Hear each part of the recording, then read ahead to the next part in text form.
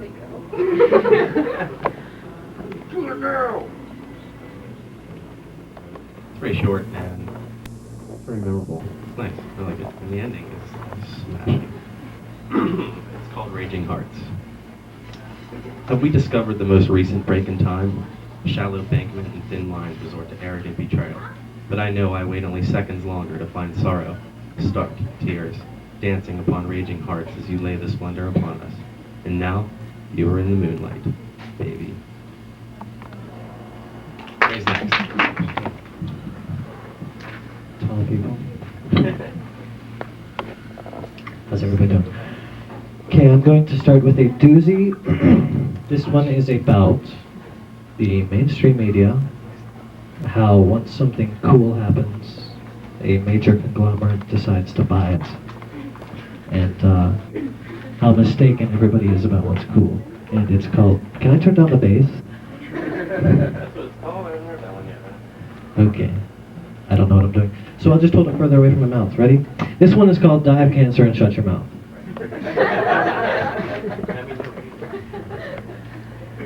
Cut off? Never! That would be insane. Insane to think that someone would say, don't drink. Anymore, that is. There are two kinds of anarchy. Drunk punk anarchy and snobby perfect world anarchy. Government is fake as a slave driver saying please. Democracy doesn't exist. Republics are disguised as communism, keep us in chains. And I hate TV as much as jocks hate books. What bam! Eat... Yeah. What bam! Eat obscenity and die, says Tom Brokaw, and Connie Chung calmly informs me that everyone will soon die of cancer. Cancer? Cancer? Cancer? Is it cell mutation without inhibition, or a body with such an ego it refuses to stop growing? To stop growing. To stop getting bigger. Tumors are as fashionable as tattoos these days, and wouldn't you know it, Disney just bought them.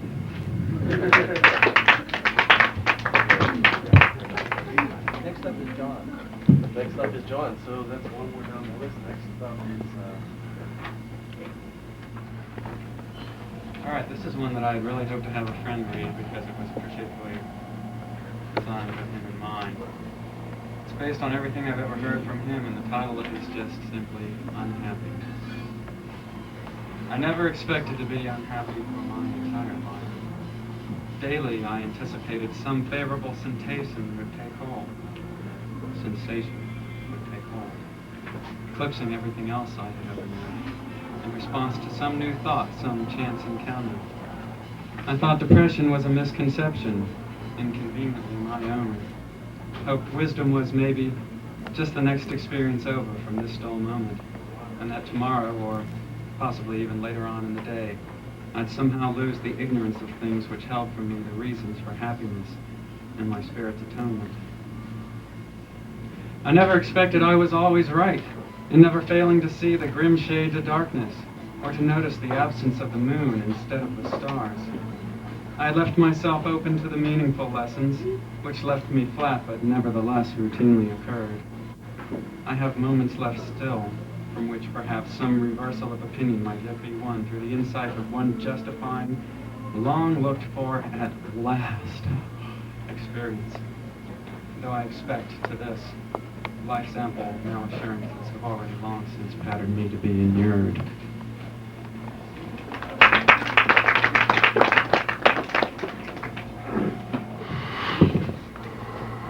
Hi. Okay, this one I'm actually reading because it's about the readings on Fridays that we all have. So I figured it would be a good thing to start out with. Friday nights were poetry nights, the new family fairy tale. We could have been somewhere else, but we weren't. Josh's words were what we wished we could be. And Marty was mesmerizing us with the promise we were gods and dreaming, as Jason had us contemplating poetry, mad with faith and literary injury. We went past 9 and over. Slamming through the new people who had found us allowed us to find them, even when we dispersed into discussions of masturbation. Shannon's greenballs breaking open our societal delusions. Turning over the mic, Adam admitted something to his mother and gave us Tigger and mushrooms and missing milk. As KK continued our circle with kindergarten classrooms full of Jesus and hate. till Ray raged and ranted his fury was ringing clear through to Laura, who shamed us all with her sweet sadness and absolute honesty. And we moved to Mo, who moved us with her words and wisdom of self, as Andy admitted to an emotional waterfall that cleansed him and gave us clarity. And Courtney took over the circle with a rising voice and an emancipating docs for a Sunflower Sutra, inspired constantly by How and Haunted. And Ben was our avenged Burroughs, with hallucinatory words disappearing into a theoretical Tangiers, but no longer into addiction. And me? Well, I called myself Cassidy, but that was only wishful thinking. And we weren't the Beats. We were the next step. We were bringing poetry to Pittsburgh. It was Dadaism. It was anarchy at its best. It was equality. It was Friday night, and we could have been somewhere else, but we weren't.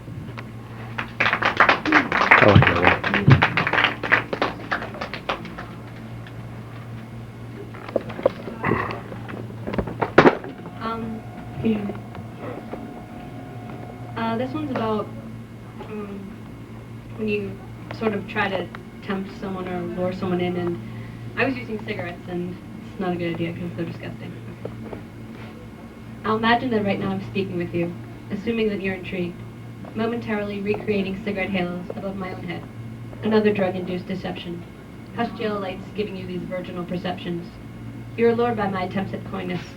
If I were to tilt my head, would you imagine me twisting and moaning in the bed of your mental theater, inhaling this nervous tendency, nailing in, paralleling the boards, so that the bright of blatancy won't pour onto you, cracking through my raw gestures, seeping into and bouncing off your body language, presenting my figure as if I'm tall, leggy and lippy and lusty. The lewdness of my nature is not pretended.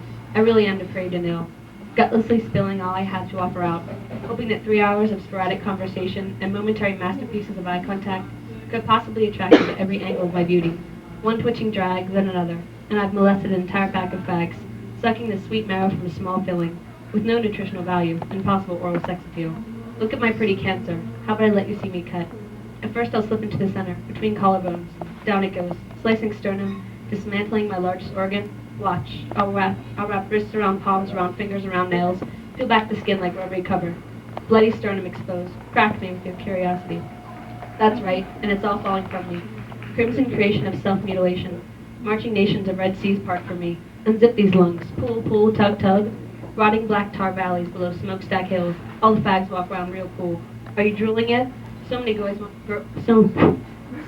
want a boy to break their heart. But I just want you to taste my cancer. Look what I do, so you'll think I'm pretty. Just nervous about the nudity of my vanity. I think you've seen enough inside me. Zip, zip, crunch, pull together, pull back the razor, and I'm back to an angel of tar aromas, winged with flame, to singe the edge of my cigs, and you can't help but inhale my halo, and light your cancer with my flame. In a day or two, I'll rule the theater. Spotlight of heated bright upon my countenance, smoke machines humming as I dance. I've entranced you with innocence and femininity, and cigarettes.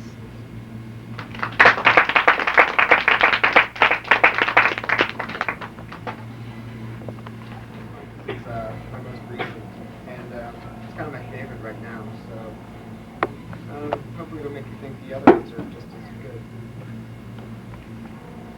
Woke up this morning with a headache and a hangover, wondering whether to translate you from Latin or just stay down this time, because last night painted me a different shade of red, and I'm waiting for the rules to come, and fill Pamplona with the chaos of one more offense. It might be worse than the last, so as to keep it interesting enough for seconds, for excuses, for another chance to make it right. Dart from side to side, panic reaching from your eyes to the rest of your face, and boredom screaming distance, all to get away from... What? The rules are gone now, John. You don't have a reason to run.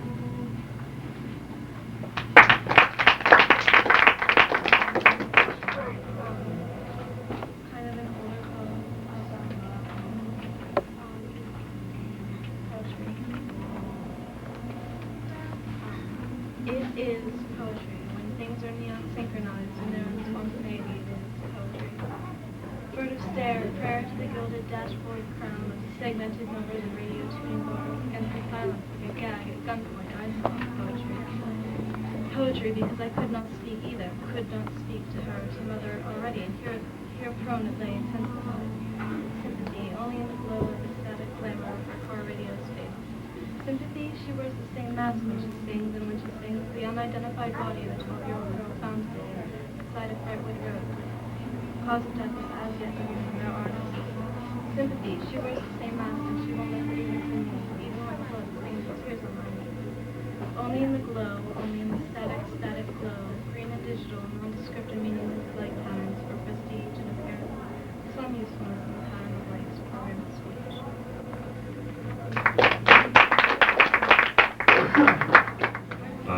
Most of these people here know me. My name is Jason.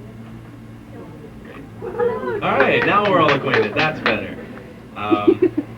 Despite my cheery mood, I'm going to read a rather dismal poem. It's about my mom, so it's called "Staring at the Stars in a Downpour." You know, because when you're looking up in the rain, you don't really want to keep your eyes open. You really want to look too hard.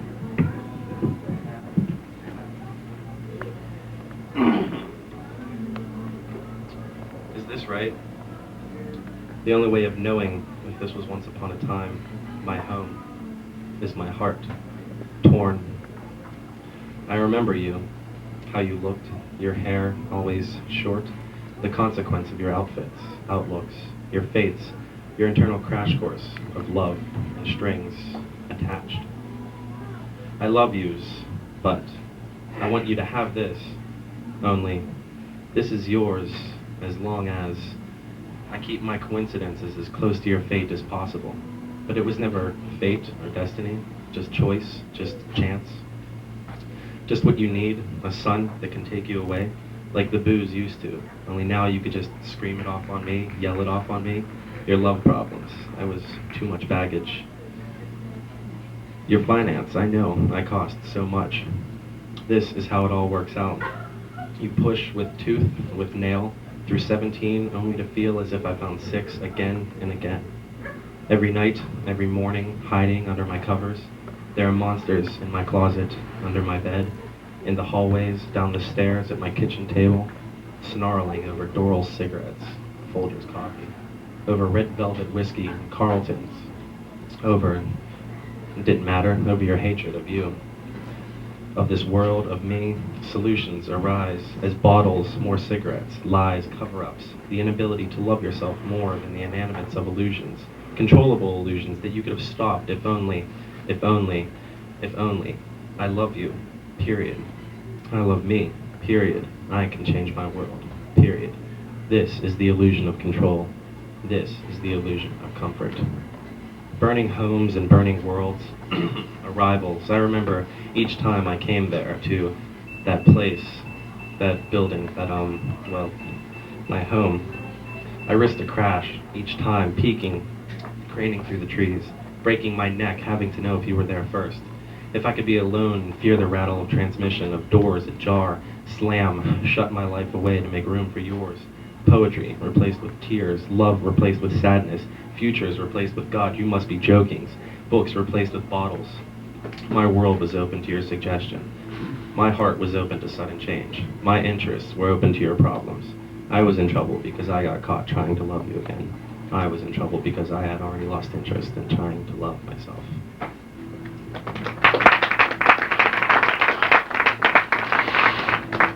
This one's not quite so tragic, but it'll make you feel the same way if you get it right. This is about something that everybody with a driver's license knows very well. It's called traffic.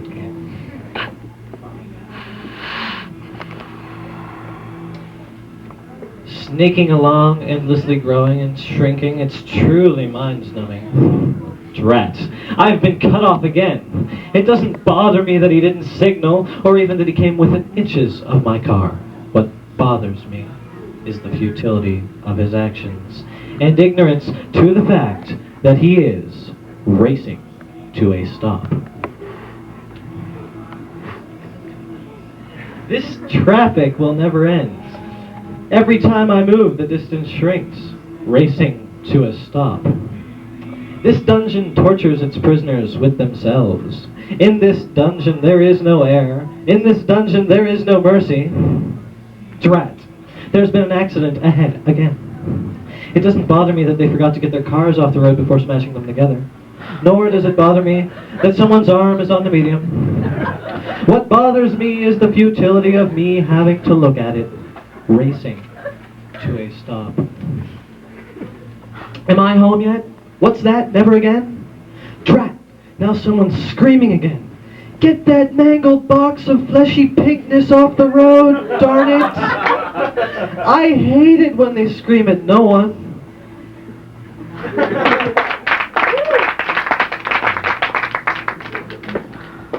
I sneak out the back door, I'll be okay. I'm stocking Band-Aids. It wouldn't be the first time someone walked out on me, so go ahead. I understand. Why should you think you're any different from the rest who took a swing and tried their luck? But please, my love, don't think on it too hard. These words aren't for you. They're for me. It's my fault. It's my fault I never expected anything in return. It's my fault I never treated you like a piece of meat. It's my fault I held you so high for so long. You don't have to forgive me. You can't understand because you were never ugly or stupid or alone like me. It's okay. I understand.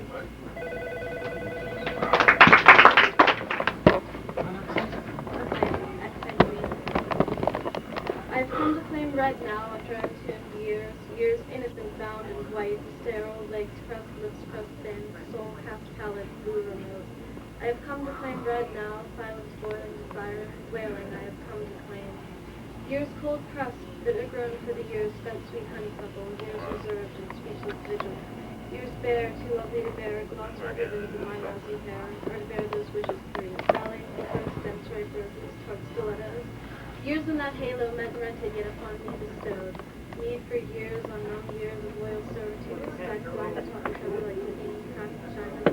I have come to claim red now, the red of the softest blood, Maryland bare on the velvet. That clasp, that O'Hara poise. The red too of the matador, taunting in top pants, but most the red that isn't there, that comes 9 months late with interest in the raw throated screams and steamed faces of mothers made. I have come to warm dead hands in the whitest flame. I have come to claim. I come alone, save for the blade, at long last internet. It's slightly sad, slightly depressing. I wrote it when I was depressed. I think it's my worst poem, not because of the content or the way it's built. It was the first, only, and definitely last poem that I wrote on a computer. I hate computers. I'm still using an Underwood typewriter, so I opened up my word processor and typed this one because I was looking through the obituaries. Don't ask me why, because I still don't know. I was just going through the Post-Gazette, found the obituaries page, and accidentally stumbled upon my grandfather's, and I had never read it before. And me being spontaneous, just opened the word processor, typed up a poem about my grandfather, which I really like the guy. He's pretty awesome. So it's called Just One Among the Many. How can anybody know how special you are unless you stick out? People will just breeze over you, never look twice, most won't look once, or give a second thought. Why are you not more predominant? If I write to them, will they bold text, underline, italicize your name, make the font size larger? What about a picture?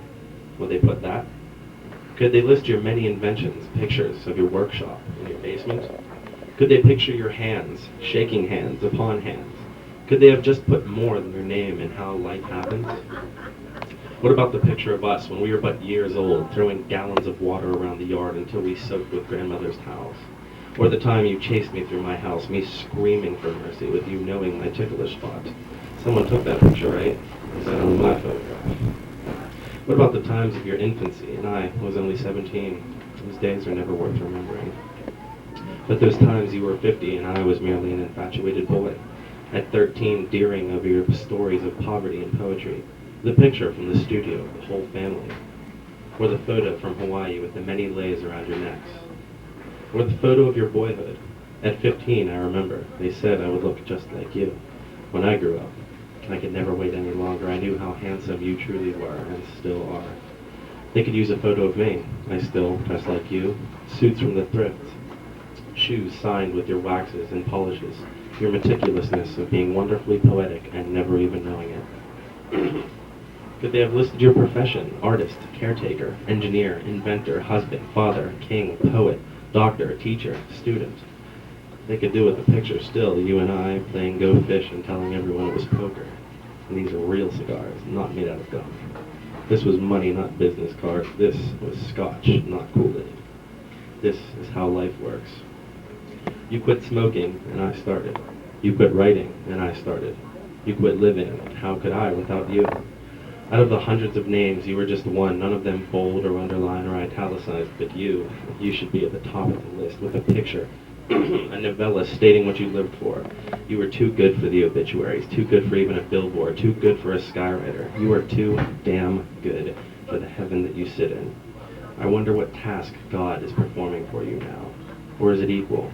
A handshake, and a mutual desire to shine each other's shoes, tie each other's ties, share stories of pastimes going off into the memories of people who you dared to love once upon a time, when you didn't have to enter their dreams to hug them, when you could talk face to face and not through the confines of secret minds and meditations. Thank you for fulfilling my slumber.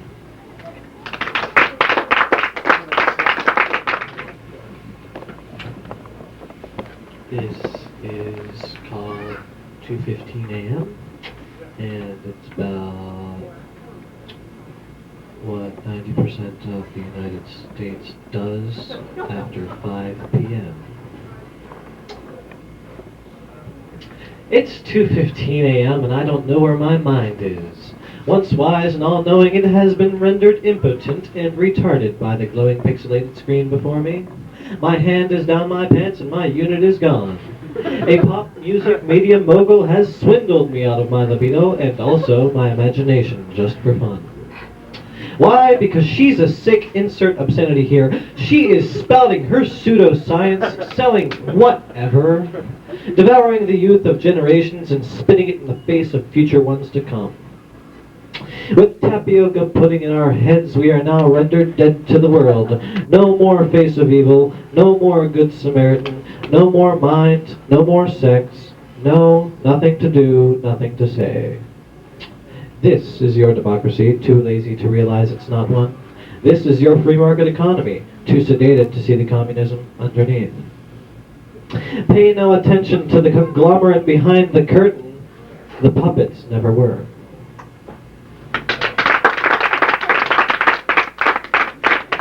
Wood. Oh, and this one's real, but it's. If I could do more drugs, I would. I like the censoring and caffeine of visual effects, the reversal of the general boredom. I learned to like my screams. They're fluttering, not as cold echoes, but as the bold concrete screaming back.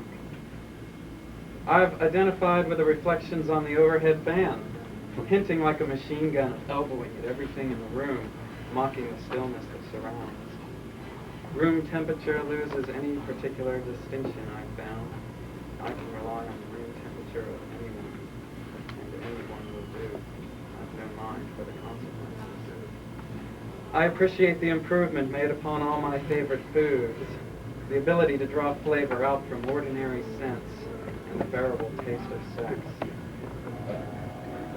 Were it not for the inescapable come-down, of dull deprivation, sensory agony, and desperation of mind like wood, the inconsolable reality of starvation on no more drugs, and the bad taste mid-morning of accelerated aging, the bright light, inconsiderate banging, rough facing, penduluming pranks of sobriety, and my kids on the race car beds crying, I would do more drugs. I could. This is a poem about sex, or about stock and Burger King. No. That's like my favorite poem in the world. Okay. Make me stir. By your body, by your leave, take me back to when the day's hours were cupped in our hands, to when friction was a single point in our Teflon love, as smooth our bodies slide together, melt together. Make me stir with the words you speak before you give me what inarticulate you are. I love you is what you always let me hear when I begin to stir.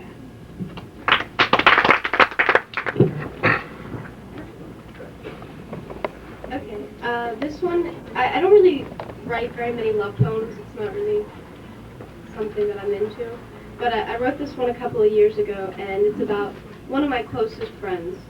And he's leaving soon, and so am I. So even though it's only a temporary separation, I thought I'd kind of dedicate this to him as a said goodbye. We were placated passions. We were storybooks lost on vine-strewn street corners at midnight, when he screamed my thunder, tearing from the sky to rip apart the visions we created, nothing but what was few and far between reality, in our silent siren song of the past.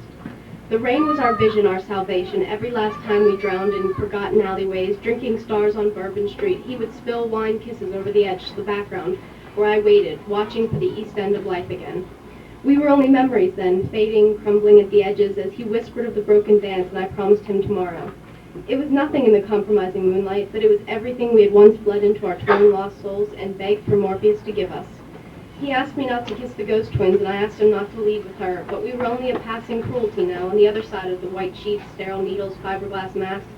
Only a lack of goodbye. Still, somehow, we always found ourselves on the edge of the moon under the eyes of the 7 angels. He was a god, forgotten to sacrilegious lips that only spoke of silence. Words composed in twisted stone, echoing night, and shoelace roses became our talisman, our promise to the brown and pulsing river that bore us to our moments, dreaming, screaming, breathing in each other's rot. And somewhere I became the bleeding eyes as we scarred the sky with our disillusioned childhood, as we broke it open with those sounds, but moreover we broke open ourselves upon careless visions. We left alone with each other in the passing eternity, in the promised insanity, the last time he handed me the sunrise.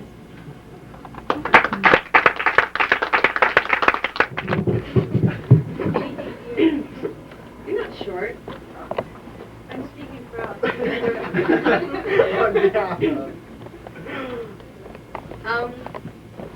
I don't know where this came from. I started thinking about surprise birthday parties because I hate them. I got 2 in my life. One when I was 6, and I liked that one because I got a T-shirt in a box to be on my dad's soccer team, and that was really exciting for me.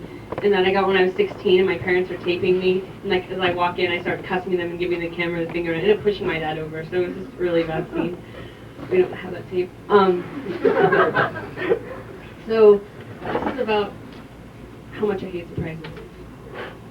I am alone, unshocked, unsurprised, as a man walking to his own house, pitch black and dead, on the eve of his 50th birthday. Sometimes I feel that man is my guardian angel.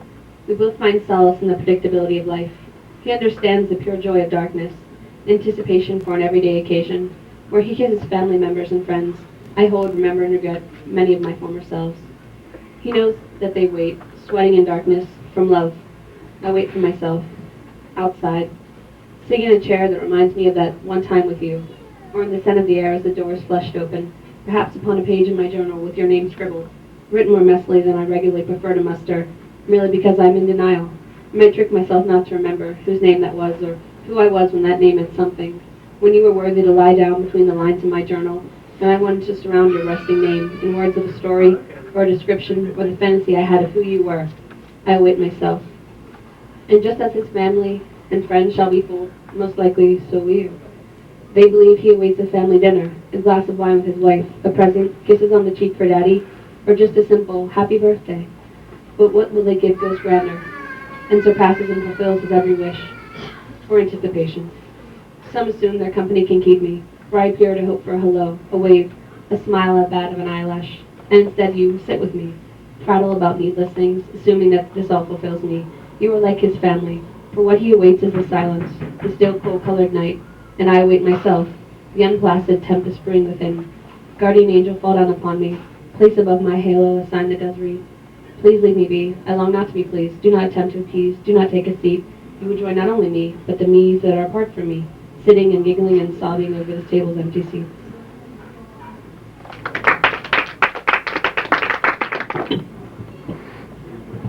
This is my anti-society poem, which I think is required about poets and their evolution.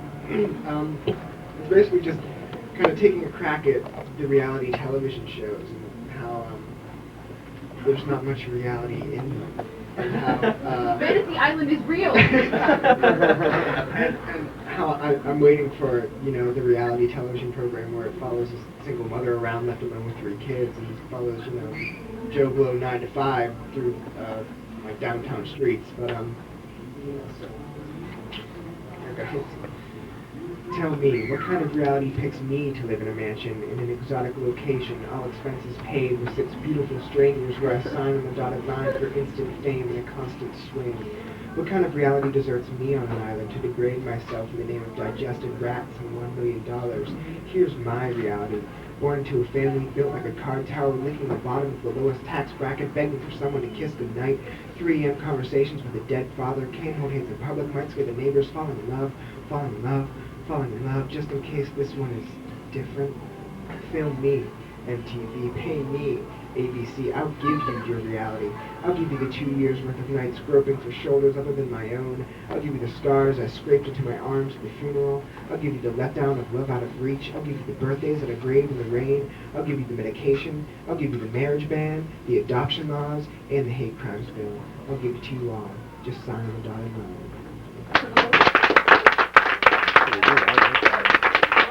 Great job. This is a poem that I wrote for the character Ophelia, of the way that she, of the character or whatever, is still repeated in our society and it's still always repeated in our society. And the little symbols of it that there are is called mermaids.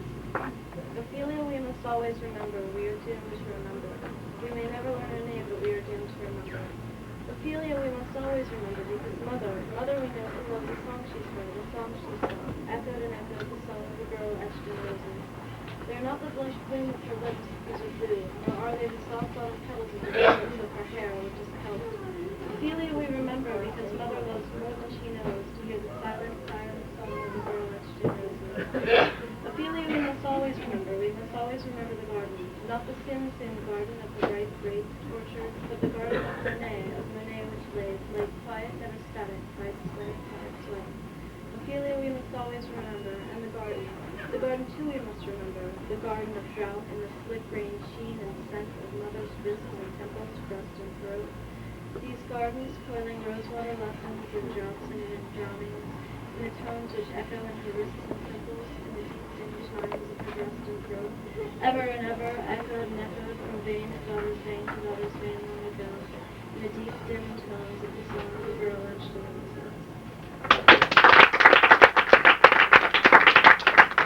Thank you guys for completely unarming me. Okay, there's a book out there called House of Leaves. Anybody read it? Great, okay, there's also, there's a song out there, it's called Hey Pretty. Anybody heard it? I am leading up to a poem here. Anyway, they're brother and sister. Great sibling act. Met both of them, and I'm very happy about doing that. Josh was there, so it was good. I was on stage with Bo. Thank you. What? So, yeah, you guys were with. But you guys didn't meet Mark Z. So, he wrote this song. It's actually a footnote to his book, House of Leaves, and it's footnote number 98. It's on the radio occasionally, and they have a video of Poe dancing on a convertible covered in mud, and the guy reading. It's like, Carrie suggested we go for a drive in a new 2-door BMW coupe. Does anybody know that one? Okay, well, I wrote a parody to that, and it's my own one, and it's even if you haven't heard that one, mine's still fun. It's about me and my friend Steve sitting in Eaton Park, and sorry for being a man, we were checking out girls, we were drinking coffee, and we were smoking cigarettes, and we were writing. We always write on placemats to the point where the art and the poetry is just a completely illegible scribble, and we just can't read it anymore, and we just take them home, put them on our wall. So this is about us smoking cigarettes, drinking coffee, and checking out girls and writing on this placemat. And it's in the format of the drive-by mix, and this is called the Drive-by 2001 mix. One more thing I always forget about. Steve, he's very addicted to making himself, he's like the metamorphosis of James Dean. He has, he's got the pompadour kicking and everything. His voice is literally this low. And Josh will vouch for me. There's times where he has to write down the placemat so that we can hear him. And there's parts that, it makes reference to me not being able to understand a word he's saying. Wow. He speaks so low, he has to write it down so we can hear him. So I can hear him, yeah. I have to write it down, and I have the placemats to prove it. Here goes. So bear with me, because it's all beer. Steve suggested we get a cup of coffee in the smoking section of Eaton Park. From the sidewalk, we slipped through the double doors and quickly ordered 2 cups of coffee. Steve took over from there. At nearly 0 miles an hour, our waitress zipped us up a batch of caffeine, known to most as coffee, a sinuous mug running the ridge of table number 3, where we then proceeded to pump our spoons in and out of sugar, sometimes adding cream and ice only so we could drink it completely empty again. Fast, slow, fast, fast, slow. Sometimes a light cup, sometimes a hot one. Steve preferred the darker ones. Sharp, controlled drink, spooning sugar left or right before looking over to the right, only so we can scope out all the smoking until after enough lips and enough eyes and more women than I'd been prepared to expect, looking into non-smoking at the parts of the restaurant I rarely think of and never visit. I can't remember the inane things we started battling about then. I know it didn't really matter. I couldn't hear him. He just picked up his pen, grabbed his placemat, and told me to watch his writing. On top of that placemat of his, extremely meticulous writing, mind you, his hands immediately guiding my eyes over the harsh, slightly sexy view, positioning my gaze on the shiny metal table, small and round like a coin, then murmuring a murmur so inaudible that even though I could see his lips tremble against his cigarette, he seemed far, far away. Lobby, he said, where I looked slightly, until he also said table 20, where I also looked, gently pouring the cream one at a time down under and beneath the longest sip of my life. We never even ate or drank more than coffee. Our appetites just trespassed on his inner labyrinths hidden deep within our mugs, filled them with the private highs of black coffee blues, his with many sugars, mine in the off color of my only cream, until as our gaze shifted and our libidos spun and squealed, rattled faster, hesitated, raced harder, Steve's voice staying at moans and groans, finding purchase in new words or old words or made-up words until we gathered up the heat and refused to release it, enjoying too much the stupid diner we had always stumbled upon, drove to, walked to. Nothing incredible, really, just a venue for our caffeine desires. His, for all I know, gone to black ink and drawings, mine banging back to that familiar poem, that great irreverent placemat I still could only read few parts of, which, despite of our separate arts and individual interests, still continued to make us look deeper for stranger girls, our mutual desire to keep gripping the burn, fueled by caffeine, mine screeching his, when I couldn't hear his, only mine probably counterpointing his low-pitched cries and his mumbles dropping expectedly to practically a bark, a grunt, whatever. No girls anymore, and suddenly no more coffee either, just the doorway. Too bad stupid diners always survive.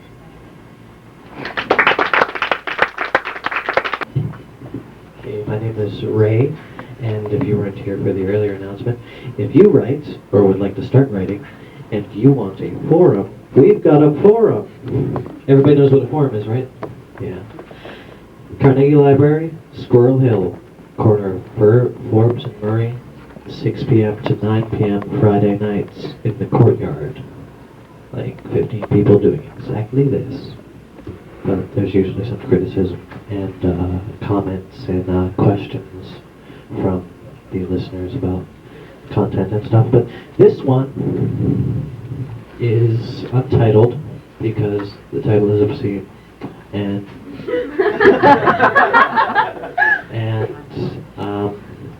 it's about the medical type industries, how they have all these neat little drugs for everything that you could possibly find wrong with your body. But I'm on a real roll now.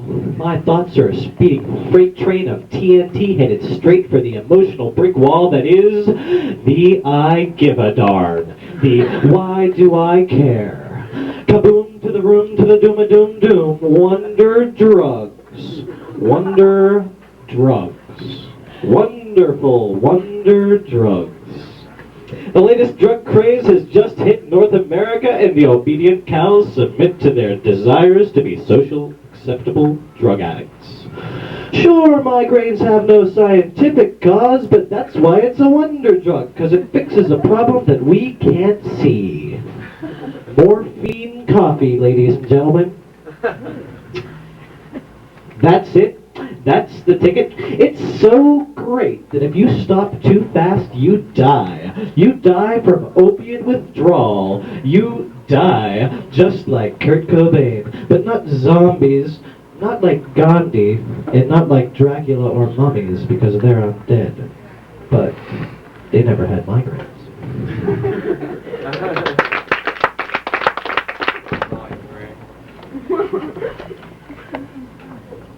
This one is for a special certain someone who's going away soon. It really is. And it's not about you. But I think look at someone, once again, that we can relate to, and we all hope it's not ourselves. It's called the face of destiny.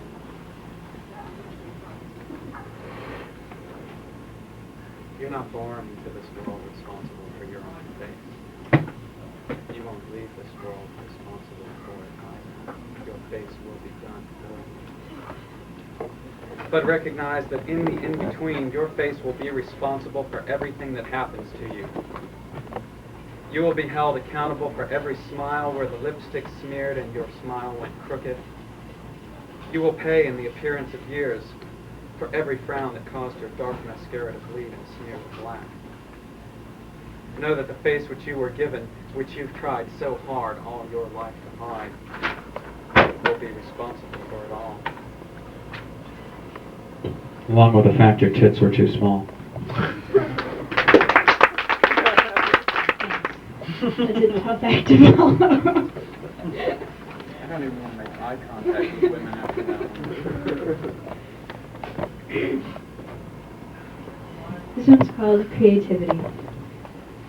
I stand awed by every breath of the amazing that makes the air and earth that made me possible. I want to go to my knees and worship this sunset that is painting with slow fingers the brilliance, the glory, my uplifted face and the fallen leaves that in their own right are echoing gold and red and blazing. 10 perfect fingers, 10 perfect toes, her nails transparent, translucent, pearlescent. My littlest niece in my arms, an infant angel. I wonder where she was before she was born. Does the doe marvel too when she licks the white dapples of her new fawn? Did the first cell of life stare startled at its reproduction when it split for the first time? Tasting the paint on the tip of my tongue, I apply another stroke.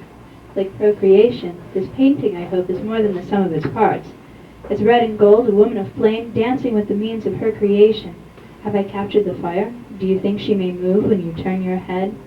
I could look at people, one face, for hours. 2 eyes, lips, ears, a nose, a mask of flawless skin. The body with broad shoulders, or narrow with the swell of 2 perfect breasts beneath. The belly fascinates me with the scar of its creation, the memory of a link to the mother and hers. In awe, I look at my own flat stomach, as if it might wink at me. My own children will grow beneath this skin someday. Will I stare in the same fascination at the scar on their stomachs and cry for joy at the amazing?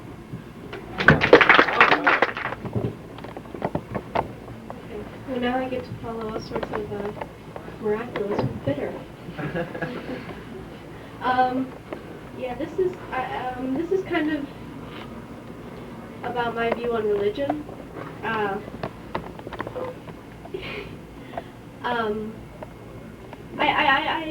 have a problem with the idea of religion. Not God, just religion. So this is kind of my conversation with God. London Bridge is falling down, collapsing in on the walls of reality. Can you hear it, Lord? Can you hear it, Savior? They are screaming your name in the burning synagogues. They are crying for your outstretched hand, and now I am on the looking glass Buddha. I am on the wheel of time. Can you hear me, Allah? Can you hear me, Jesus? It's gone now, lost in the oblivion of drifting brown litter and rusted baby carriages. But where have all the children gone? Climb under the stars. Hurry, hurry, hurry. Someone spilled ground, and it's everywhere. Oh, God, who are you now when it falls into a tired, sad, eternal moment? It's only insanity. What are you so afraid of? Maybe that you'll be like me, that you'll forget your khakis and your bank account on Fifth Avenue and a dirty trench coat and forged insurance policy that only keeps you a little longer from his hand. It's all right, Cully. Your skulls aren't forgotten. Don't cry, Aphrodite. Your passion will pull through. Hold me, Holy Father. I won't question your hate. It's only understandable that you let us perish in dirty alleyways that screech our pain etched out in the unbroken glare of our children's dying eyes. It's only fair that you let us fall, reeking of excrement, into this desperate landfill kingdom of Gaia. Who could ask for anything more? Are you bitter, Brahma, now that your praises fall short of the tangible, disappear behind the physical, get lost in the incomprehensible clutter-flutter of the green worship of our advertisement Lord and Savior? Are you angry, Jehovah? Are you tired of witnessing our sacrilege? Sundays now belong to the whitewashed walls and the squeaky clean identity of the shopping malls. And the children in the candy store look so tired. Have they cried out to you, O Isis? Did they scream your name when the monster under the bed crawled out to reveal their father's face? Did you hear them break? Did you care to stretch out that infinite wisdom which you claim to proclaim under the expanding hellish heaven we can't hope for anymore? We never asked for eternity, only one moment in infinity to call our own. So why, Zeus? Why have you torn the poets of my generation from their burning minds and left them to suffocate in your burning world? Holy, holy, holy ghost, did you send your only son to die on the cold stone steps of the elementary school? Or was crucifixion just too good for us? Did you command that your children be cut down in the echoing hallway of corporate America? Are your followers waiting in riot gear for us to proclaim our destiny? Have you sold your soul for $40 and a handful of magic beans? Or maybe just 30 seconds of airtime? We have sacrificed ourselves for your sins, screaming sacred litany on the stone steps of crumbling cathedrals. And where were you when the sky collapsed, when the palms of our hands bled black and blue, and we only prayed for insanity inside our 7 deadly sins?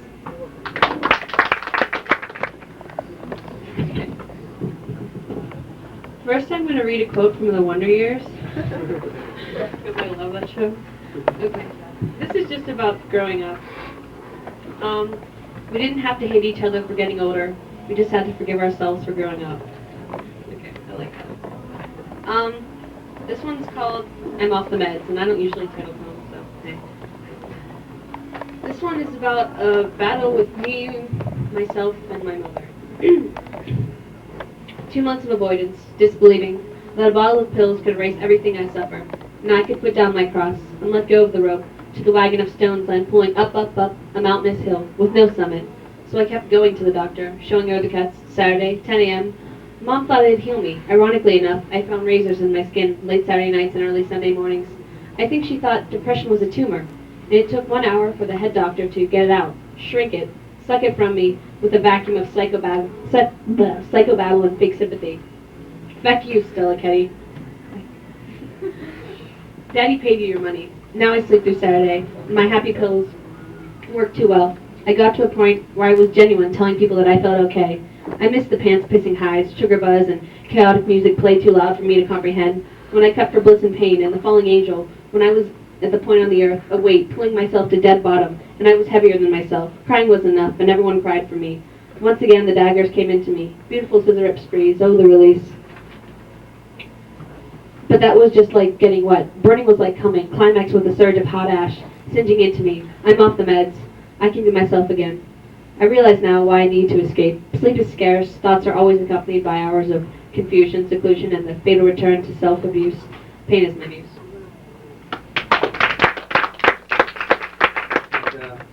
Explanation, but first I need to know, Ray, are you going to read the one about the bus and the baby? Okay. Personal report. It's actually called a posthumous love letter to Annie. It's been 3 years, Annie, and it's still lonely here without you. My bed is too big, and the table at the coffee shop is too long. My cigarettes burn faster, and the air on Maine has the distinct stench of slipping time. You lied to me, Annie. You told me we'd go out west this year. You told me you would pump the tank full of poetry and some longings from the dashboard and drive until we ran out of both. Another summer, Annie, and I'm still alone. You probably laugh. It's the line of them, you used to say in that big sister tone I resented at the time. I'll never forget. A man's got lines, kiddo, and when he lets you read between them, it's yours. I remember you, Annie, in that slightly wet, nostalgic way, the kind that keeps me up at night reviving our passions through black and white movies. You told me not to do things like this when it all finally happened. I went to your grave today, Annie, and I left you a get-well-soon balloon. Thought you would appreciate the sick humor, and you always did.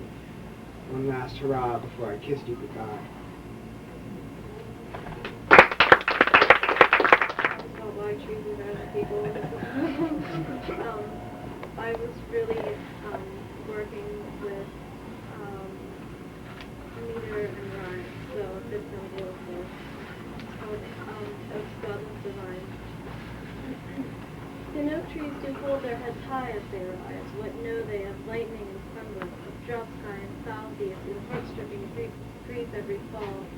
The promising sky obstructs only each call. When oak trees do hold their heads high as they stride, what care they of fissures and splinters, of cobwebs and nesting, of worm-pitted branches that rot? They still foster green in what others did well. Peaked oak trees do hold their heads high as they blow. What fear they of warping and crumbling, of molding and bleaching and seething like peaches in snow? Old oaks will hard poised like apt archers like still.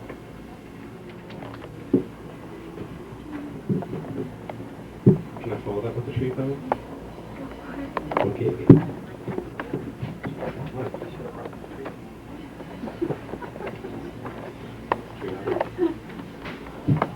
This one's called A Love Poem for a Redwood in California I Never Saw But Fell in Love With on the Spot.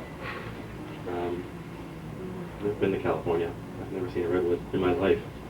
I have a picture of my dad looking for one. That's good enough for me. Out we storm through the wilderness of night, enjoying our victories of campfire seclusion, contemplating a life away from the pressuring city, replacing the skyscraper office of our suits and ties with the Yggdrasil-sized redwoods, writing forever a poem from each bone-like branch and leaf, standing among the outskirts of extravagant roots tearing up the earth, eyeing the purity of the redwood from toe to head. 1,000-mile stretch of bark that explodes into a visual melisma of star and sky, into those parts of the night that you cannot reach in the city. These were the parts that can only be reached with nature. This forever-standing redwood becomes my forever-standing love, for she knows the true meaning of escape by moonlight. No buildings, but her trees. No cement, but her grass. And with the far-off, even magical place of the stars, no sky, but her poem.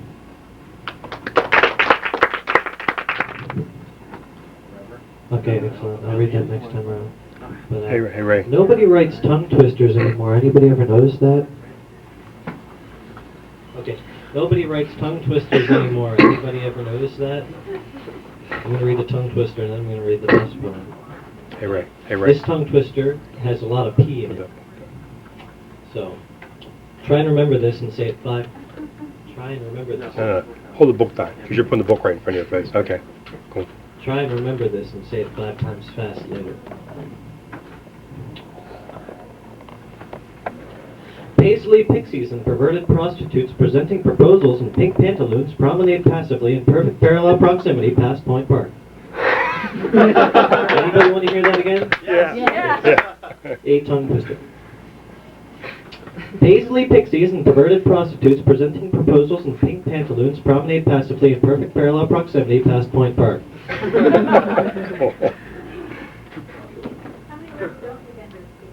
One. In. 2.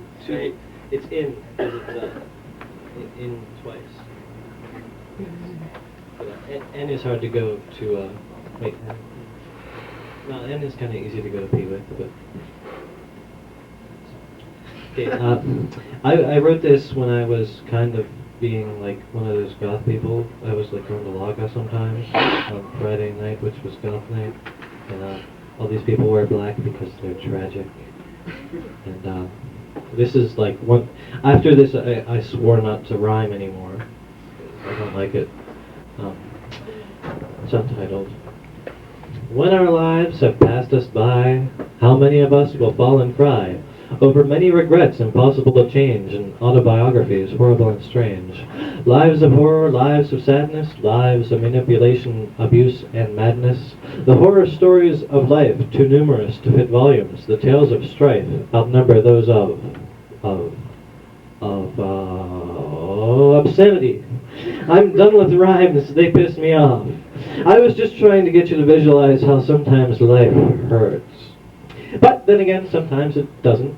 I'm on the bus right now looking really pissed off, and there's a young mother in front of me with the most adorable toddler, and they're smiling and playing, and so since I don't have the cruelty to go tell them that their joy just killed my inspiration, I'll just end this here. I have nothing approximating a happy poem tonight, but this one comes close enough in being non-offensive. I don't think anyone can take offense to this one. Lamb. It's a little personal experience, one of those more inscrutable than thou poems that you write. It's called In My Dark Parlor. In my own parlor, I sit beneath the high bookshelves and swill a beer with Rachmaninoff. How that Slav can so rattle a piano so many beers into the night is just admirable. It's disgusting. I'll never understand it. Just the other day, with Mahler, we turned a cask of Chianti into an unsuccessful top on the table. Some composers just can't hold their liquor. And members more. Who has to throw every upturned glass into the fire, he says, to complement his theme. Sundays offer the succor of more refined and polite guests, Saint-Saëns stop by at once, and sometimes per request shook hands. We rarely speak. We smoke long cigarettes and squint and wheeze together, tossing down the cheap Russian vodka till our eyes cross. We stare past one another at the walls, considering the crooked books on the shelves, sharing that relationship for a folder folded on any steep film. They should fall, says your count of my books. Someday I say they will. We make moon faces across the table at one another and drink to my books Monday morning. But for now they compare their shoulders and quietly wait. And the dust enjoys a false security in my dark parlor with a fire full of glass in the corner and the men composers that keep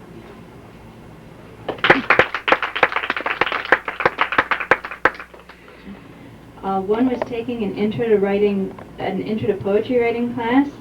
I didn't write for 2.5 years after that.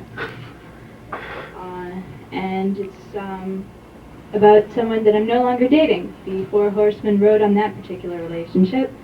And so I have a new boyfriend over there. Hi, Dimitri. Okay. Letter to my lover. Darling, I miss you so much. I woke the other night, arching tight against the bed, bathed in musk and sweat, your name on my lips, but not quite spoken. As I was hesitant to break the silence, to really wake up alone, my body quickly went cold, the heat of passion gone with dreaming. I drew the covers back over my head and fell asleep again, my hair damp, and my ears still hearing your moan through the pool of my tears. My heart's not acting up the way it used to. Occasionally the bottom still drops out and I'm left gasping.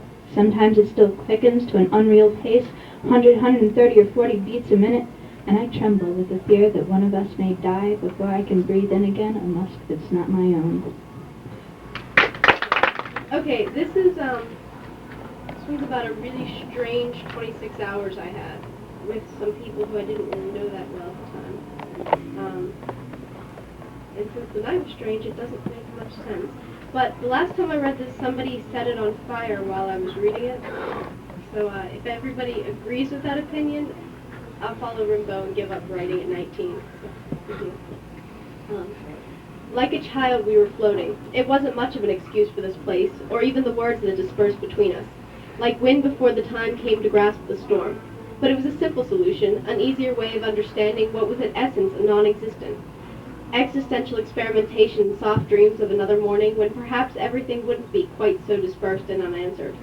Sometimes I never want to wake up again, preserved in the strange emotional background, escaping in ways that never knew how to say goodnight, goodbye, forget it. There was no way of defining these thoughts or those actions, even though there weren't any actions, not even much thought, just the explicit, unwavering motion of our mouths, making their own way through this treacherous territory. We weren't even sure we wanted to escape. Sunrise came with more commotion than dawn would allow to be justified, and sunset was erased easily as quickly, perhaps more beautiful, but equally as fleeting and far less talked about. Night was here once again to rush us through the motions into something we never even attempted to explain, ending finally with a short burst of quiet reflection filled out in the form of a survey and an unneeded offer of something. Extended hand waiting to be held, desperate to be brought to the edge of unfolding itself, but finding only the response of formality and uninterest, as once again time came to a sore standstill and ended in nothing more than the notion of need.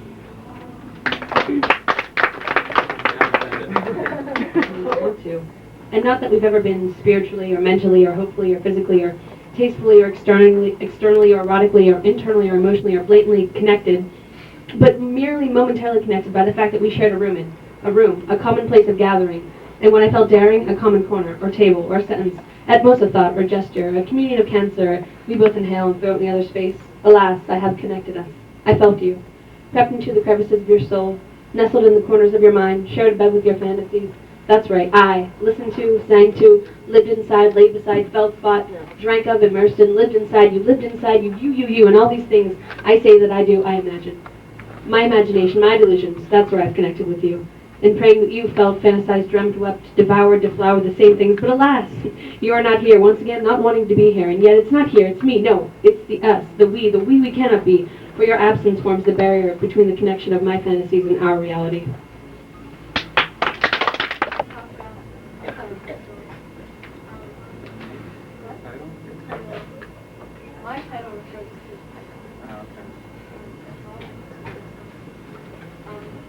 my title is called From Within the Penal Colony. I try not to lie out into the page, which is why this month I keep my blouse buttoned tight and my clothes pulled high. A poet, I impound the truth, vaulted like a sugar cube wet in my cheek. This week, I had to lie too often speaking. Believe that mother saw my novel school and smell my breath like booze. So I had to tell someone before I dare touch page, which is why this month I must keep my blouse buttoned tight and my nose pulled high. Else mother and the rest could read my guilt and internal letters across my breast and thigh. You a tit man or a leg man, at any rate, because I think was broken books. And mother too, and the rest of course. But if I could patent the lightest feathers thumb and never need think, maybe I'd get rich enough to buy them back, everyone. Catch is, it was a horseshoe on the paper, but on that other surplus canvas, poet, your words will never be a more poignantly written verse. I went to Kennywood last week with my dad and Linda and my sister and her friend Lauren. I never would have gotten to Kennywood had it not been for my friend Sandra Petrie, because I didn't want to go to work that Wednesday night that I was at Kennywood. And Sandra's in the cafe now. Unfortunately, she can't hear this poem. I called her up and I said, take one of my days and I will give you $1. I will write you a poem and I will take one of your days.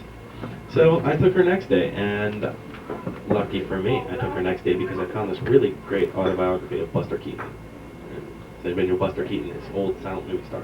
Autobiography? Biography. And there was a picture of him and Samuel Beckett standing together, smoking cigarettes, and I thought that was pretty impressive. Not the guy from Quantum Leap, the actual playwright. So it's called Buster Keaton, and it's for Sandra. Sad-eyed and busted along cameras strewn out of her oxygen cigarettes, tasting like rotted table swings and deliriousness that comes from too much television and radiant mad music tones, spouting forever an influence of time and wonder. I saw you today, Buster Keaton, at the bookshop, with Samuel Beckett standing at the wall and smoking, for I never would have found you had it not been for the lovely, beautiful, poetic Sandra Petrie. Thank her, for too often I have missed you. I have passed over you. For there are too many K-Cats and banana ties that I would never have found had it not been for her.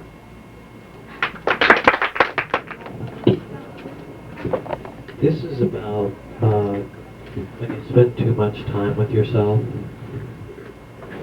Start to, no, not like that. And you start to get sick of yourself, and you just get really weird out there because you don't have anybody else to touch base with, so your mind just wanders off into like some like weird land where it's just you and nobody thinks you're weird. My mind is alive, but my senses die one a day throughout the week, and it always starts with touch. Monkeys left in cages with metal mothers grow neurotic, much like me, neurotic to the bone without the slightest bit of compassion left, or perhaps so much it's saturated. No care for others, or no others care. I am alone, and the cycle feeds itself. Alone equals weird, equals alone, more equals weirder, equals weirdest, equals psycho. Alone, more equals alone, equals more weird. Detached and more detached, insane from lack of contact, insane from too much me. An overdose of me, an overdose of self-contemplation, and this mental masturbation has left me feeling rather raw and confused. Are boy hugs so bad? They never last too long, and when they do, well, let's not talk about that. That borders on, well, let's not talk about that.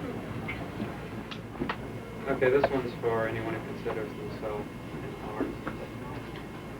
It's something everyone goes through who considers themselves an art. It's called the artist's genius.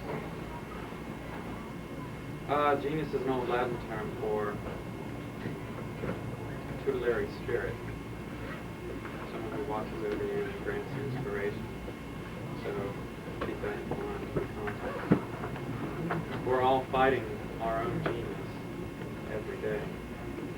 Beating our geniuses bound to stark wooden chairs with the stiff backhandings while demanding our prisoner's voice. Speak! Longer effort repays with more success. When we draw blood, our genius sometimes talks, but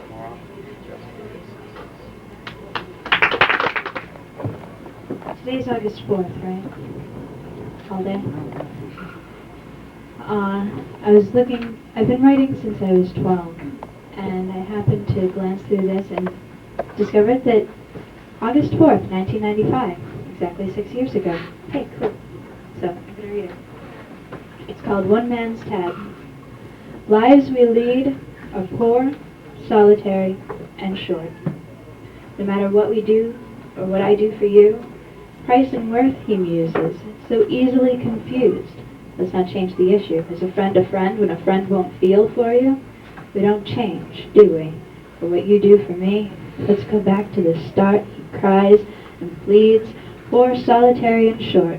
The lives we lead, the blood we bleed, he drains his glass to drown his sorrows and leaves. Self-explanatory thing. It's just it's about when you're trying so hard to be okay with being alone, and it's just not working.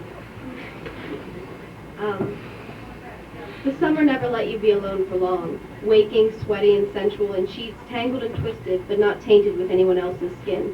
The heat teased libido, leaving you longing for submission to the skin-on-skin seduction, or forcing emissions, lust, longing. Bittersweet like chocolate, love's chemical equivalent.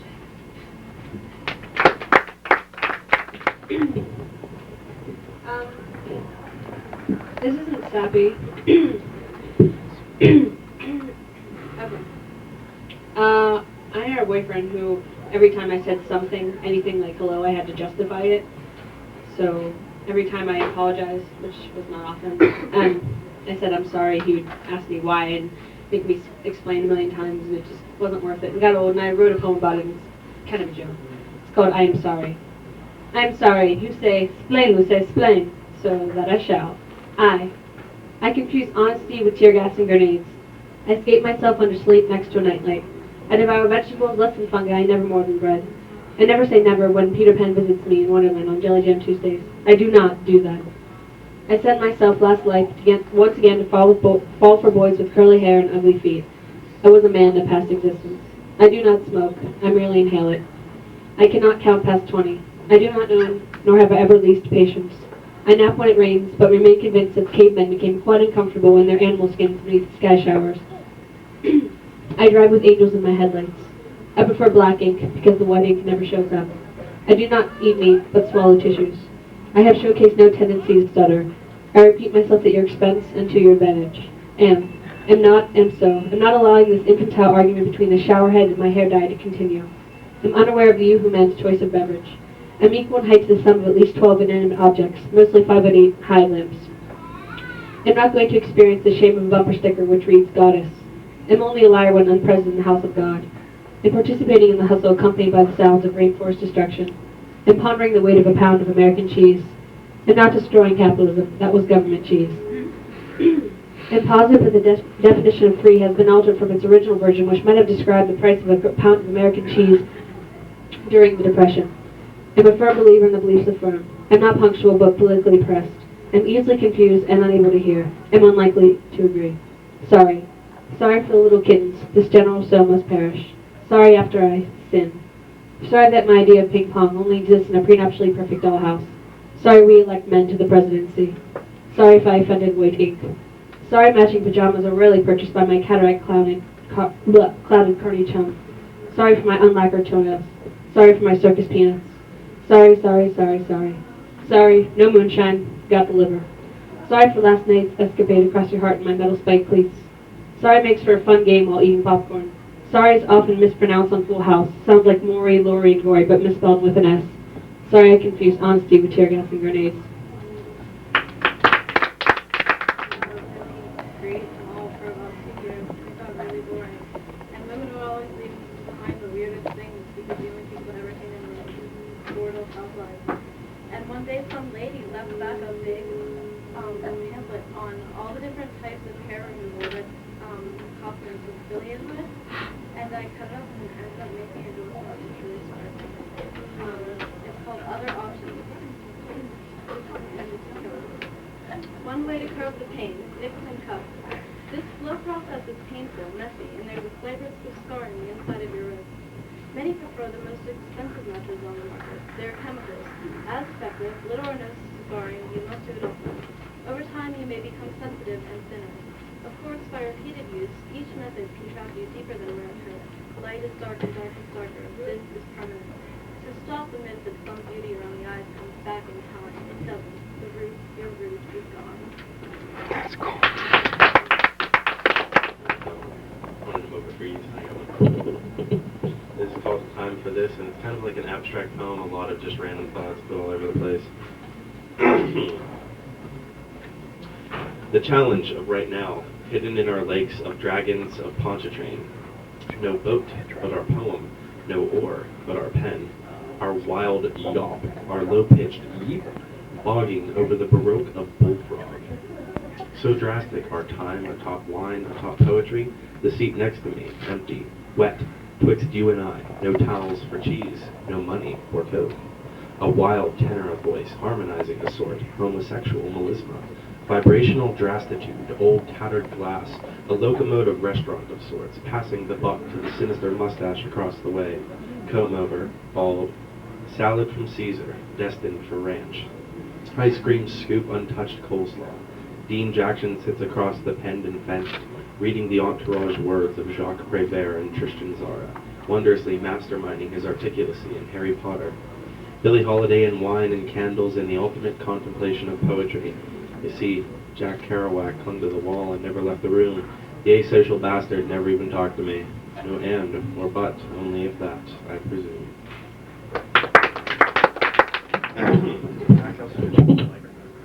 I'm going to read this really loud because there's not enough people listening.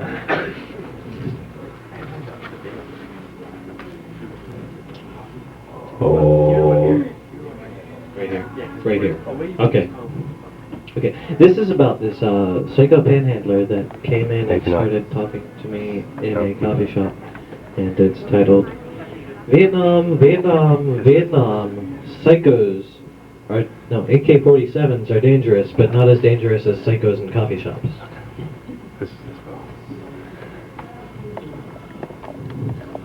Food does not make sense to me. Radar dogs doo-doo on the floor of my newfound. Eat feces, freaky little gnome, and smear your blood on the floor of my newfound.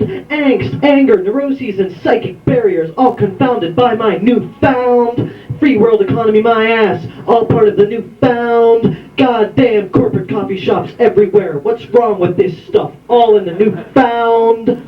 Social structure and Harley Davidsons and CBRs and loud stereos and Kid Rock spouting his newfound. Bull feces, hard-ass lyrics everywhere. Surrounding me like a bad neighborhood, but writing about music is cheesy, almost as cheesy as newfound. Killer bees devouring my free thought, all because of society's newfound style.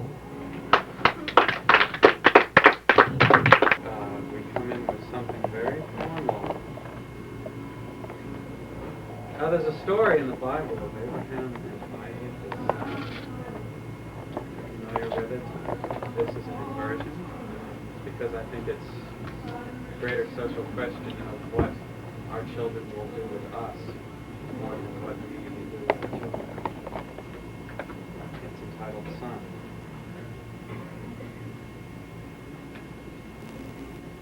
Okay, I'll confess it's inspired by Columbine. It's almost Middle Eastern in its dolor, the sound of gunfire, the heady smell of sulfur igniting from the bassinet. We each by our chests know the rapport of God's wrath well. We mirror this ourselves, on our measure, man to woman, child by child. It's the tremor of reality. I worry. I smell the sulfur in your skull books. I can see the smoke clouds in your eyes. I can feel the grit of your sins on your fingertips before they happen. You have translated the knowledge of my hands. You are youth and you are stronger. You are become the power to take away my world by force. And I must somehow make a promise that I will trust you, because I have to. I have no choice. I can sense as you assess me and feel my age upon the vine. I know your malice betrays your innocence. that you are the resolution of which you were born. You are my own study in clay, as it were, and so well I know the signs that I anticipate what follows. You will be my king too soon, who was my prince for a short time, and I know I'll need to survive it. You will lead me to the desert, son. Place my head upon the sand. Tell me what you plan in store for us, what you need for me to do. And though I weep, I'll not ask why. You are the subject of all my prayers. I won't fear you, that you are my son. My heart has been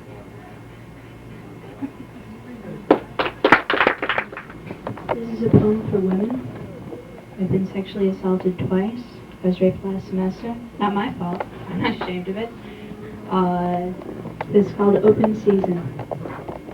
Women hunted, deer in the forest, crack of silence, loud as screaming.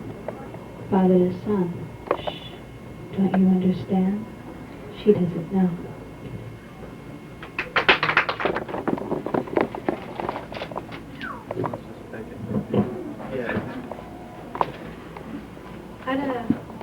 I'm not going to explain this one because I don't really know what it's about. So, yeah, it's about...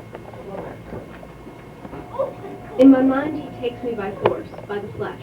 My wrist trapped beneath his weight so hard I find his fingerprints burned and emblazoned in my soft skin. In my mind, he grunts, deep, feral, as he looks past me, through me, to who he wishes I was. To who he wishes I was, to who he imagines I may someday be, and laughs when I cry out that he's breaking me, making me fragile. In my mind, I'm small and thin, and my androgyny cheeses his desire like a flame, makes him want me for my youth, begs him to devour my innocence. In my mind, I fight him like war, I fight him like hunger, I fight him like insanity. In my mind, I know how to say no. In my mind, I knew how to resist. This one doesn't make any sense. Not intended to. My friend and I started writing poetry that had nothing to do with anything and no emotion, and I don't know, it just sounded funny, and this is one of the first ones I wrote. An epiphany of elephantry. It's elementary. Equalize and harmonize. Then biggie size. How to do? Just follow the pinstripe suit. Treat that dog like a child. Dress my dog as a child. Pickles are kosher. Orchids are wild. Naked under my skin. Bleeding from within. Nights I lost myself, fast away from them, everyone about me, spin twisted the root of my tongue, pronounce the power of my palestine, gouge deep most creased and peel, like chain my legs lost, their cross the grave before the grass laid dead.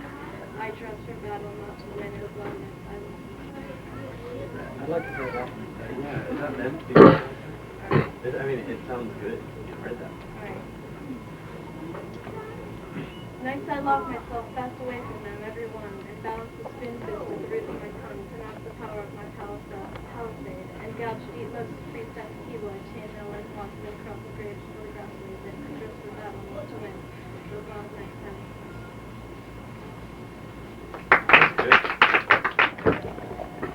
This is just called Random Thoughts for KK. I don't know. He's in Dan. We and KK and I were just sitting in the park and I wrote this about him. It's just stuff that he was talking about. This is weird. He's a good one. Realization of a justification in self, the alchemy of self-esteem and arrogance or pomposity, a defamation of character, an intrinsic journey through words, faces, contemplation of life, destroying my future so as to come to grips with my present, the hands of the coffee shops, of the mall, the heated spit of the endless desires on Monday nights, endless cigarettes and coffee, and now the contemplation of poetry. KK and I sat as the futile hipsters of our time. Dylan Thomas and E. Cummings rang our ears. The usage of our depression as an art form. The face, KK cries, top our dark destination and lies. Entrapping our books, our strings of consciousness, the actual thought of love intertwined and outlandish. See also lust, see also teenagers. See also coffee, coffee, coffee, KK screams again, now slamming his fists, octopuses coming out of his ears, tarantulas crawling off of his tongue, dynamite pouring out of his books. He wants to blow up a church, an orphanage, a bus full of nuns. I just want my coffee. I say, get a book, a placemat with lines. Screaming baby. People in the bookstore, come over here. We're giving away knowledge, absolutely free. How about entertainment? Entertainment. Free entertainment. Entertainment might work, but knowledge, I don't want any of that crap. No, nobody wants knowledge.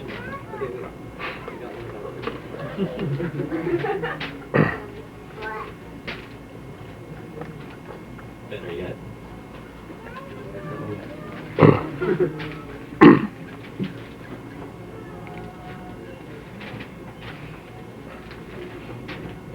Don't you feel bad for looking rejected by an art book? Maybe they don't. Maybe that's what the section is. And you know it was like their one day off the entire week, and they look forward to it coming up What do you think? an art book, and it was just Awesome. sad.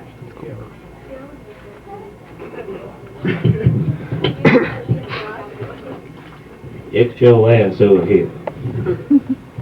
Bland with a side of double bland, the raging torrent that is my boiled mind conjures images so unknown to reality that I wake mumbling deliriously as the fever dreams disappear faster than borrowed money. And I slip into dementia. I rant away 2 parts Benadryl, 1 part NyQuil, 10 espresso shots. And I become sharp as a laser. A fragmented thought is your best friend, and lucidity is your most powerful nemesis. Avoid him, fool. Avoid him or suffer immeasurable pain. Do not wish for wisdom. Do not wish at all. Do not do and do not, do not, do not. Eat, sleep, write, and learn, and wait for pain. Did I say learn? Why would you want to do that? Hyperactive learners may seem lucid at times, but you know that crazed look in my eye? You've seen it before. You've seen it in the faces of infomercial men and the characters of your worst nightmares. That look, yes, that one is the cure for boredom and the only chance for world peace. Only the crazed could possibly think of world peace. It's just that crazy to think that dogs and cats and tall and short and homies and starving children, Southerners, Northerners, Canadians and French people could all be bricked up in a room for a day and come out alive. That's insane. But look, that crazed look can fix it all. If only everyone could have just try it once. The world would be different. People would line up around the block to be the first kid on their block to be bricked up with a Frenchman. They'd fight for it. They'd go nuts. They'd be crazed because they would be nuts. And that would be just great.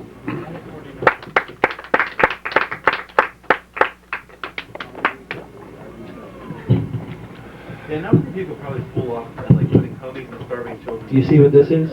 This is one of those things that they put in the book so you can't steal them, so that they beep and it's on the microphone. Tear it off like you do with the books. What are you talking about, Joe? We used to, like, remember, like, whenever, there was a time when we were just checking out people, we used to take a strip of those and just, like, stick them and just put them on the ground upside down. We'd step on them and then walk out the door. What? They just, they people step on them, walk out the door, and they leave, come back, and they're like, ooh, and they look over their back, and then they're back, and they're pounding on the back. Oh, well, of course it'd be funny if it could go away with it. Oh, I'm going to read this one because I don't think anyone's heard this one. I have. Yeah, you have. Yes, I have. Did I say bull? It's called On the Traffic. It's part of an ode on modern day living.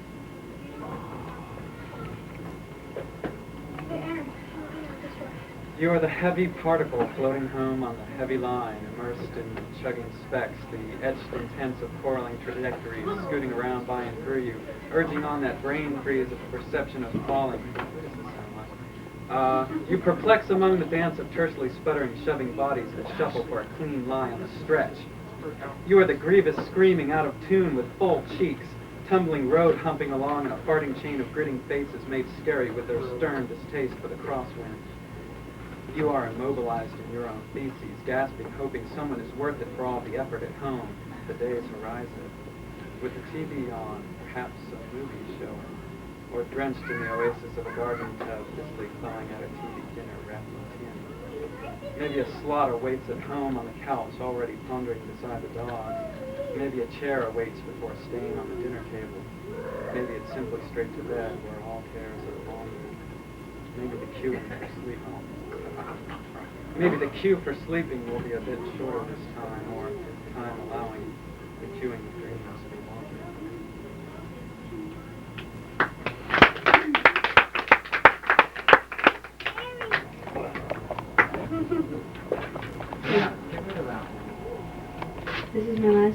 of the evening. My blood sugar has crashed, and I'm about to leap on shoppers and rip them open, searching for something to eat.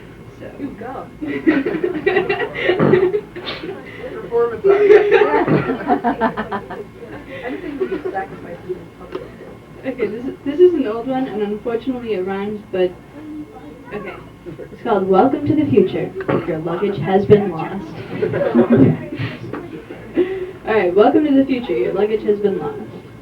Digital, computerized, no access authorized. Touch-tone phones can play a song. Give up control, just go along. Get McDonald's or Burger King, this day and age, they're everything. Drive up to the com and say what you want. A computerized new restaurant. Infomercials, colored lights, sensationalism, quick sound bites. It's dog eat dog, be quick on your toast. Lost all your money, well, that's how it goes. Gotta be the leader in the race of the rat. Pull the Energizer rabbit from the top hat. Go out and find work. Go out and get a job. Don't stick around, tax cut sucking slob. Go out and make money. Forget hearth and home. You waste precious time by reading this poem. We have some of the worst poetry up there, some of the best, and we have rappers, we have people that sing. We have an opera singer up there. Okay. Friday night, 6 o'clock. Okay. Squirrel Hill Library. Your hair looks amazing. Free beer. Oh, yeah. Free sex. Mhm. Boys and girls.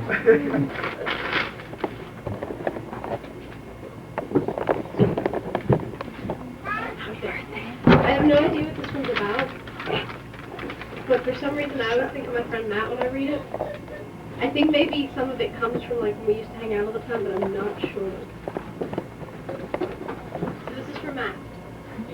Sure. I watched the world blow up today. Too bad it was lost inside my scattered psyche. It would have made a nice photograph to take home to Mom and Dad, but I think my subconscious stole it. What else is new? It seems the past is chasing the future like a hungry dog, and I'm sick and tired of sucking the crust of the world. But what else is there to do on another bloody Sunday except smoke some poetry, burn some dreams, and hide inside a broken sandbox? Because Puff the Magic Dragon died of loneliness when little Johnny Paper didn't come back, and Charlie and Mr. Wonka were only a bad, sad little mind trip we all forgot to understand when we were younger. And where has my Goblin King gone? And don't you find it strange that none of us were ever really beautiful, and there really is no such thing as right and wrong, and tired is all we are left with, in the autumn of the spring of a dying planet that we only censor to save a little bit longer, as we die at the hands of what you wouldn't promise and what I wouldn't understand to begin with. Do you get what I'm telling you? Do you all get what I'm telling you? Because I'm not quite sure I understand what you mean, what I mean, what it all means, when love comes in the back door without knowing things, and when I realize that all my faith is lost to feeling and all my feeling is lost to lack of faith. But in the end, who really cares? Even if you did, I'm sure my subconscious would steal it.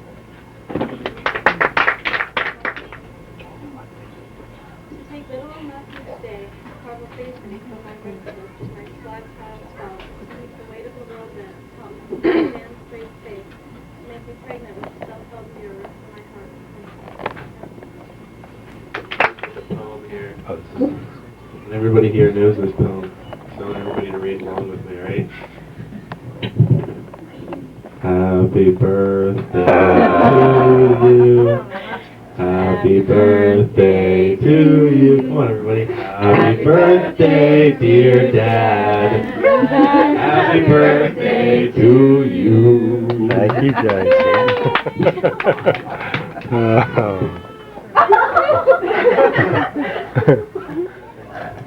Thank you for coming out, poets. And yes, that's right, everyone. Ladies and gentlemen, you too can showcase your talents at a public forum, free of charge, all ages. Okay, Tuesday nights at the Southside Beehive. Friday nights at 6 p.m. at the Carnegie Library in Squirrel Hill. That's right, 6 to 9 p.m. Free poetry, free entertainment, free forum. Who can pass that up? 6 to 9 p.m. corner of Forbes and Murray, Carnegie Library, Squirrel Hill. Be there or be square. Tuesday nights at the Beehive in the South Side, 8 p.m. to 10 p.m. in the courtyard. Yes, that's right. Absolutely free of charge, all ages. Thank you very much and have a wonderful evening, ladies and gentlemen. Everybody had a great... Everybody have fun?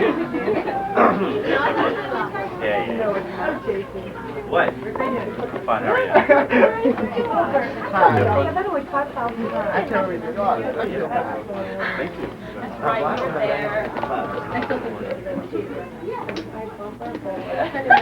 I went good.